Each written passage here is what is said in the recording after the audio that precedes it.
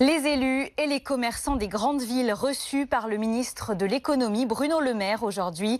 Réunion de crise en raison du mouvement des Gilets jaunes.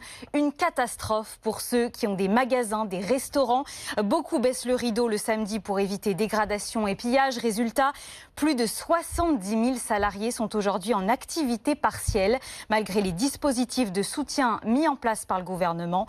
Reportage à Toulouse de Jean-Wilfried Forquès.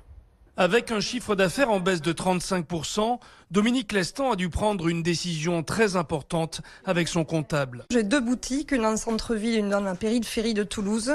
Et j'ai pris la décision de fermer la boutique de la périphérie de Toulouse. Pour survivre, pour que ma société survive et pour maintenir l'emploi, notamment dans la boutique de Toulouse.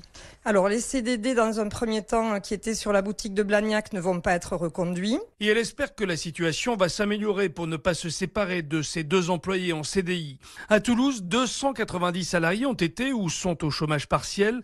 C'est le cas par exemple dans la brasserie que dirige Olivier Bouscatel, fondateur du collectif Commerce en danger. Selon lui, la situation n'est plus du tout tenable. On nous a promis des aides depuis le début, mais finalement ce sont des prêts qui sont difficiles à obtenir ou alors des droits de terrasse qui s'élèvent à quelques centaines d'euros mais qui ne permettent absolument pas aujourd'hui de survivre. À Toulouse, les commerçants réclament une aide rapide. S'ils ne sont pas écoutés, ils promettent de ne pas reverser la TVA à l'État à partir du 15 mars prochain.